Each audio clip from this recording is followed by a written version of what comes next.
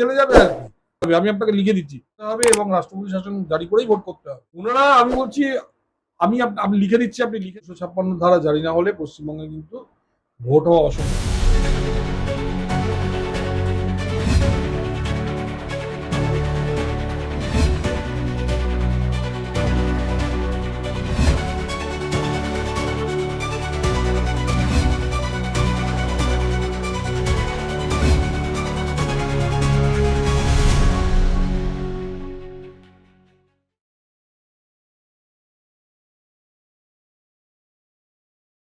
কালিয়াচক এবং মোথাবাড়ির যে ঘটনা, তার যে মূল অভিযুক্ত মোফাক্কারুল ইসলাম, ওনাকে গ্রেফতার করা হয়েছে বাগডোগরা এয়ারপোর্ট থেকে।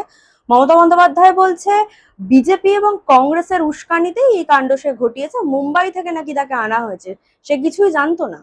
মুম্বাই থেকে আনা হয়েছে। এই লোকটা বরাবর মমতা ব্যানার্জির পার্টি করেছে।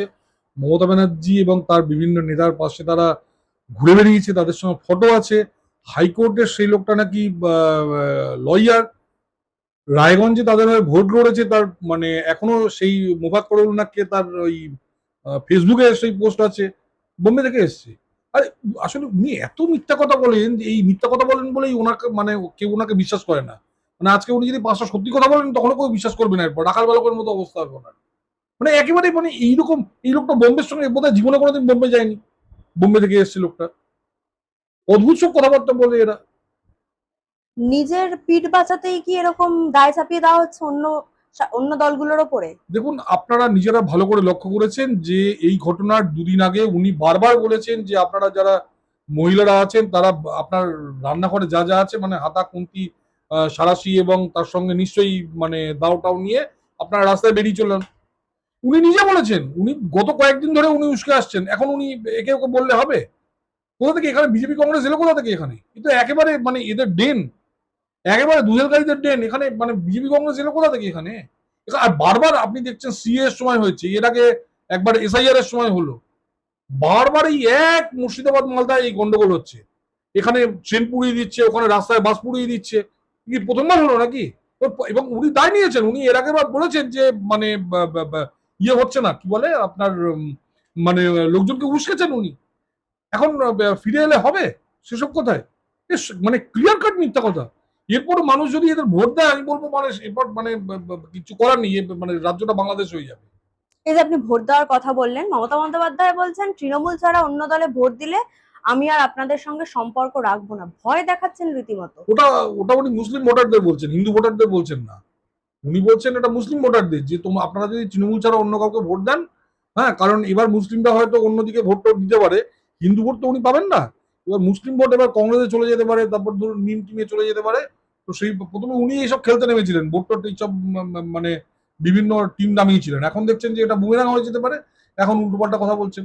প্রথমে ভেবেছিলেন হিন্দুদের মিসলিড করবো এইসব বলে, এখন বুমেরাং হয়ে গেছে বলে মিসলিড করছেন লোককে। মানে কিছুদিন আগে যেমন আমরা দেখেছিলাম নকশালবাড়িতে উনি মহিলাদের বলছেন যে কেন্দ্রীয় বাহিনীর বিরুদ্ধে উস্কানি দিচ্ছেন, সেরকম কালিয়াচকের ঘটনায় দেখা গেল বিক্ষোভ যারা দেখাচ্ছিল তাদের অধিকাংশই মহিলা, মহিলা শক্তিকে ব্যবহার করছেন তিনি রীতিমতো। বলেছেন তো যে রান্নাঘর থেকে সব এটা ওটা সব যা জিনিসপত্র আছে নিয়ে এসে আপনি অ্যাটাক করুন। এখন তারা যখন অ্যাটাক করেছে তখন বলছে বোম্বে থেকে এসছে। আরে এই লোকটা জীবনে কোনোদিন বোম্বেই যায়নি। তো কলকাতা হাইকোর্টের একটা লয়ার বোধ হয় রায়গঞ্জে এদের প্রচার করেছে ভোটে। ওই মোফাক্কুরুল আলম যে ওর 23শে এপ্রিল 2017 ও প্রচার করেছে। মানে ওর এখনো ফেসবুক পোস্টে আছে, ওই লোকটা গিয়ে দেখতে পাবেন আপনারা। ও ফেসবুক পোস্টে আছে, ও তৃণমূলের হয়ে রায়গঞ্জে প্রচার করছে এবং পাচ্ছে মমতা ব্যানার্জির ছবি। সেখানে আজকে অস্বীকার করলে হয়ে গেল? এর সঙ্গে দূর দূরান্তের সম্পর্ক নেই বিজেপির। মমতা ব্যানার্জি বলছেন আইন শৃঙ্খলা প্রশাসন কোনোটাই আমার হাতে নেই, নির্বাচন কমিশন সবটাই আমার হাত থেকে কেড়ে নিয়েছে, হ্যাঁ, তাহলে আমি কি করে সামাল দেবো আচ্ছা, তাহলে পরিস্থিতি। একটা কথা বলুন, তাহলে উনি বলছেন কেন যে আমার সিআইডি গিয়ে অ্যারেস্ট করেছে? একদিকে উনি বলছেন যে আইন শৃঙ্খলা বা পুলিশ কিচ্ছু আমার হাতে নেই, আবার ওদিকে বলছেন যে ওনার সিআইডি নাকি গিয়ে অ্যারেস্ট করেছে। প্রথমত আপনার এটা এনআইএ এর কেস, আপনার সিআইডি কে কে বলেছে ওটা অ্যারেস্ট করতে?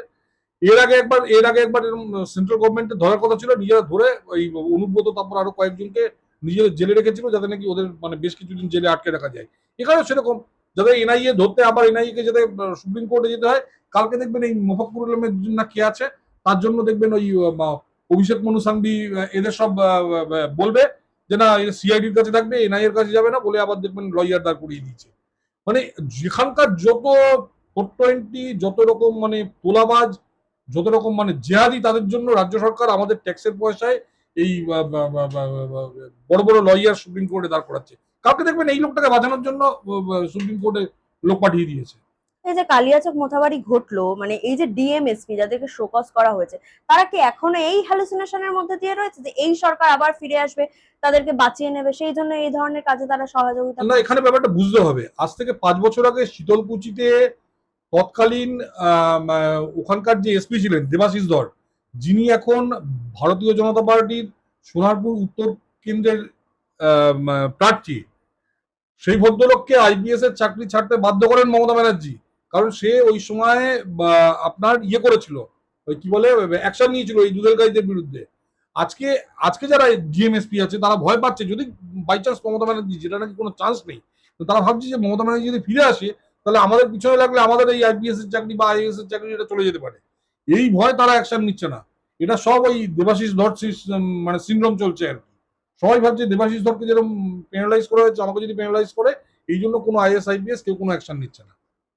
এই যে পরিস্থিতি, নির্বাচন কমিশনের হাতেই তো কেন্দ্রীয় বাহিনী ছিল, রাজ্যের পুলিশ শীর্ষ কর্তারা সব নির্বাচন কমিশনের, তারপরেও এত বড় একটা ফেলিওর, কোথাও গিয়ে রাষ্ট্রপতি শাসনের দিকে এগোচ্ছে রাজ্য।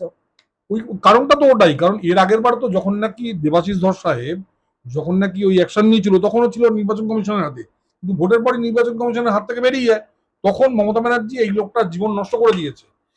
এখন আইএস আইপি এবং এই কয়েকদিন আগে উনি ছেড়ে দিয়েছেন যে এই কদিন আপনারা যা করছেন করুন, এরপর কিন্তু আবার আমার হাতে আসবে। আইএস আইপিএসরা ভয় পাচ্ছে যদি বাই চান্স মমতা ব্যানার্জি আবার পাওয়ারে চলে আসছেন, যেটা চান্স খুব কম, সেই ভেবে আইএস আইপিএসরা মানে নির্বাচন কমিশনের কথা শুনছে না, তারা হাইকোর্টের প্রধান বিচারপতি কারো কথা শুনছে না, তারা ওই ওখানে কোনো অ্যাকশন নিচ্ছে না।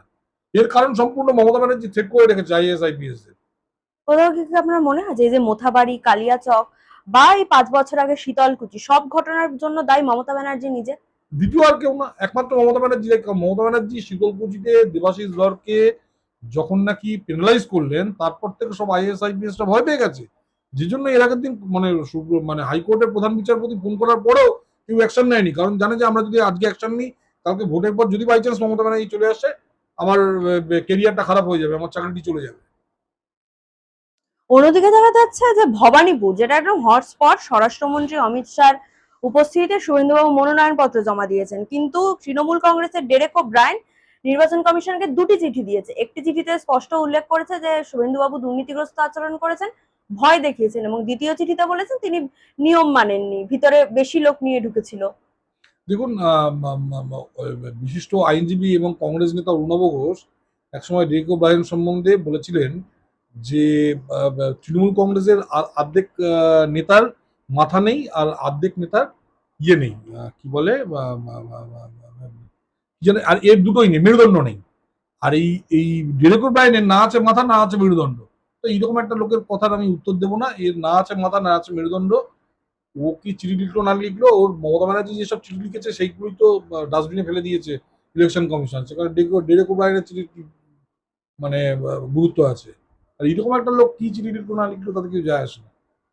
শুভেন্দুবাবুর বিরুদ্ধে অভিযোগ উঠেছে যে তিনি দুর্নীতিমূলক আচরণ, ভারতীয় ন্যায় সংহিতা ধারার পরিপন্থী। তৃণমূলের পক্ষ থেকে তিনি বলেছেন যে নির্বাচন কমিশন যাতে কড়া পদক্ষেপ নেয়, নমিনেশন বাতিল করে দেওয়ারও আপিল করা হয়েছে। তো আপনি এতদিন মুখ্যমন্ত্রী ছিলেন, আপনি অ্যাকশন নেননি কেন?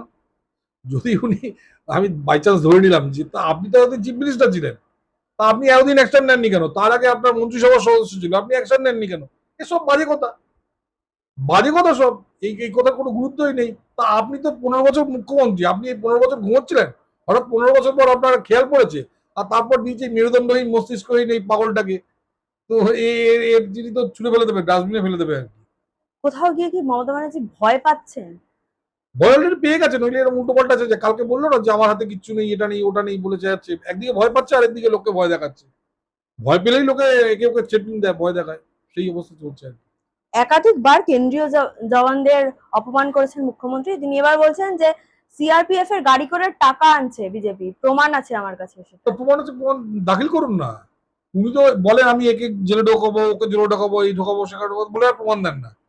উনি এর আগে বলেছিলেন বামাদের এগেনস্টে এতগুলো প্রমাণ আছে, তারপর আবার বললেন এদের এগেনস্টে প্রমাণ আছে। তো আছে তো দেখান না, কে বারণ করেছে আপনাকে? মুখে কথা বলতে কেউ বলেছে? দেখান না প্রমাণ আপনি।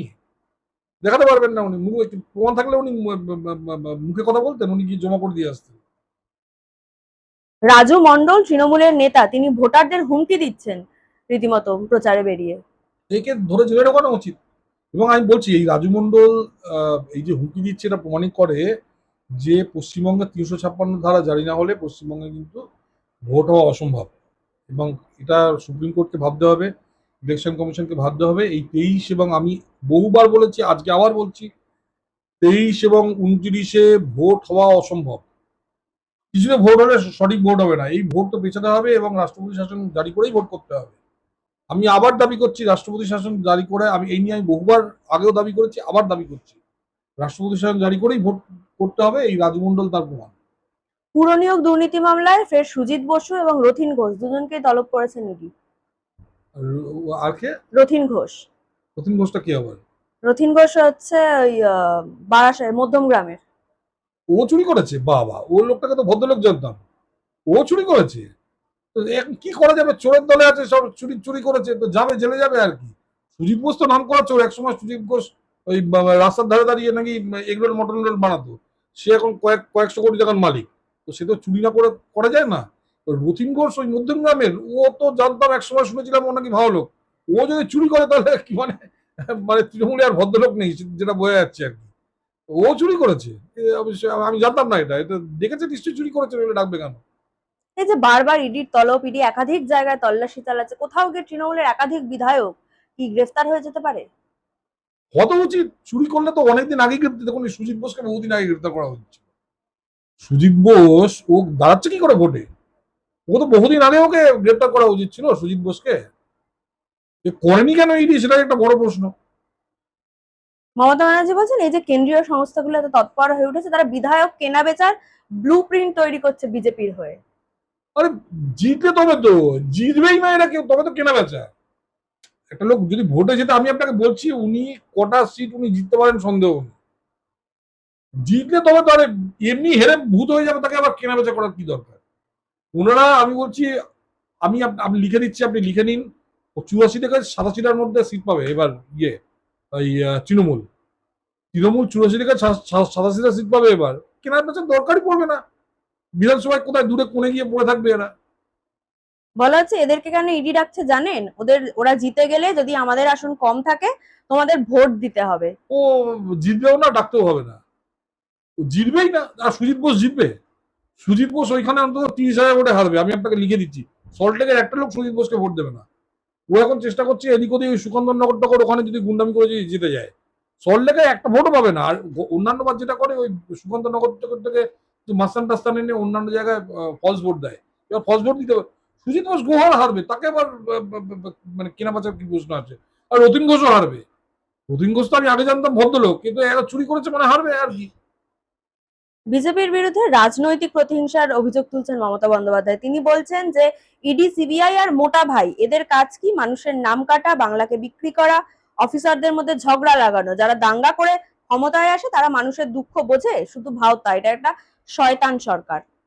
আমি আপনাকে বলি যে দাঙ্গা গতবার ভোটের পর ওনারা যা দাঙ্গা লাগিয়েছে, যত লোককে খুন করেছে, যত লোকের বাড়ি লুট করেছে, বাড়িতে আগুন ধরিয়েছে, লোকের অটো অটো ভেঙে দিয়েছে, দোকান ভেঙে দিয়েছে, ভারতবর্ষের ইতিহাসে এর কোনো মানে দ্বিতীয় কোনো এরকম ঘটনা নেই, মানে যেখানে এই ধরনের ঘটনা ঘটেছে। সবচেয়ে বড় দাঙ্গাবাজ পার্টি হলো এরা। সিএ এর সময় লোকজনকে দিয়ে দাঙ্গা বাঁধিয়েছে, ট্রেনে আগুন ধরিয়েছে। এরা আবার কাকে এসব কথা বলে? দেখুন, মমতা ব্যানার্জির কথাকে কেউ সিরিয়াসলি নেয় না। আমি আপনাকে বলছি, মমতা ব্যানার্জি যদি সত্যি কথা বলে না, মমতা ব্যানার্জির যে দলের যে কর্মীরা আছে সেই কথা বিশ্বাস করে না।